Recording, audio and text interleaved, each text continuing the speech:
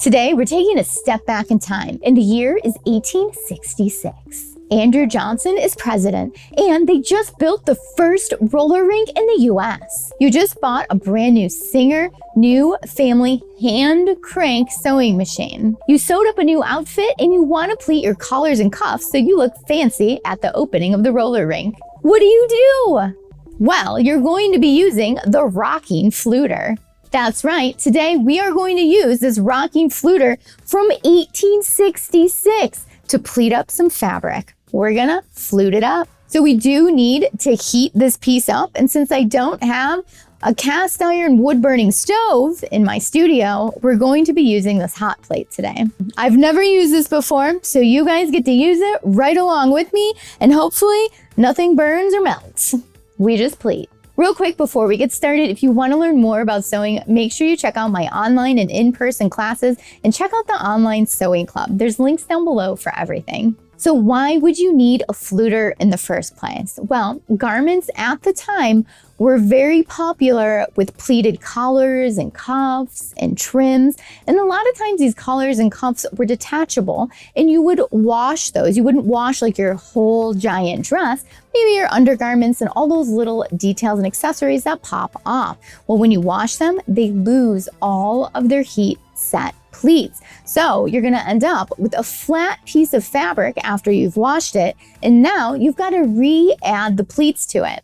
So that's where our little Rocking Fluter comes in handy. So the Rocking Fluter has two pieces to it. It has this top piece here that rocks, and then we've got this base. And if we turn it over, it's got a really detailed instruction manual. We need to heat this. So you guessed it, the first thing we're gonna do, following the instructions, is heat this up. So I'm gonna turn on my hot plate here and put it on max, and we're gonna give this a handful of minutes to heat up.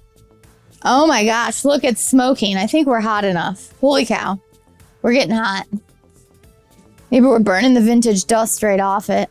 So it really started smoking there, so we turned it down, we cooled it off, sprayed it with a little water, and I think we are ready to try it out now. So cross your fingers, and let's do this. So what I'm going to do is remove it with my silicone mitt here from the hot plate. I'm gonna put it on these silicone pads, then we're gonna test it out.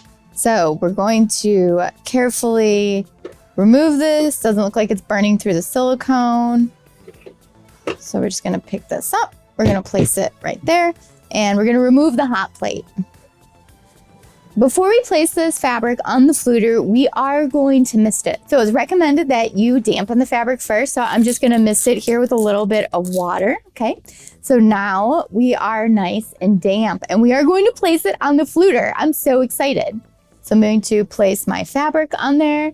I'm going to take the other part of my fluter, and we are going to roll it because it is a Rocking Fluter.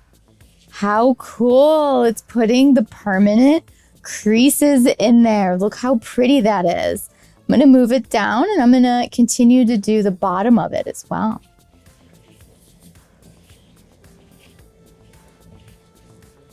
How cool is that?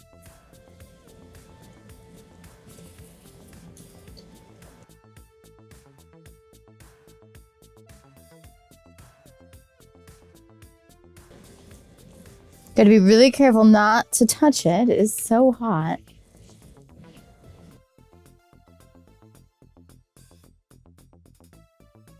There we go. We fluted up some fabric with this vintage fluter. Let's take a look at it. So you can really see how it took the fabric and created those nice little pleats and ridges in it. I just kind of had fun with it. I was just kind of playing with it. You can definitely see how using this tool could take some getting used to. And it looks like you can create some cool patterns with it. This one right here almost has like a crisscross with how I placed it in there. Or you could do small narrow pieces of fabric and just have these little horizontal lines going across the fabric. Really such a fun tool to use. And if you have a flounce you're fluting, you can see how it gives it more dimension and texture. I definitely want to be playing with this tool. It's pretty cool. And you can see how after using it, if I pull it straight, they pop right back. So it has creased the fabric, so that way we almost get this semi-permanent pleat in it. Wasn't using the fluter so cool? Can you believe this was made about 150 years ago? And it still works, just like it did then. And it works. The pleats are holding, they're nice and crisp, and now you'll be ready to go to the roller rink with your fresh pressed cuffs and collars because you use the rolling fluter. So you might be wondering, why don't they sell these anymore? And why aren't I currently fluting fabric for my projects? Well, that's because you can now get fabric that is pre-pleated, basically pre-fluted. So you can buy it from the store, yards and yards long, kind of has the same effect to it. So when they do this, they're either using a synthetic fabric and they're permanently creasing that fiber, or they use a chemical on it to help permanently press it. So that way when you wash it, your pleats don't come out. You don't need a pleater or a fluter to go ahead and put these back every single time you wash your garment. They're going to stay here permanently. But if you love this look and you have some fabric that's not pre-pleated, you can totally still use the fluter to get that look. How cool is that? Shout out to my mom for finding the rolling fluter for me. I've wanted one for a long time and I asked her to keep an eye out for one and she found one and I finally got to use it. So I'm super excited to play with this more. Thanks, Mom. I'd love to know what you think of the rolling fluter. Are you going to try and find one too, play with it and pleat your things as well? Leave it down below in the comments to share your thoughts on the rolling fluter. Thank you so much for watching today. You can leave all your questions and comments down below and I'll get back with you as soon as I can. If you enjoyed the video today, make sure you like, subscribe, and hit the notification bell so you know when the new videos come out. And I'd love to know what kind of videos you would like to see on historic sewing and fashion items. I'll see if I can find them and give them a little demo. And if you're already a subscriber, thank you so much for watching today. These videos are for you guys. And don't forget, if you want to learn more about sewing, make sure you check out my online and in-person classes and the online sewing club. And if you want to know what's going on in the studio right now or what Iris is up to, make sure you check out the Instagram stories. Thank you so much for watching today. Bye.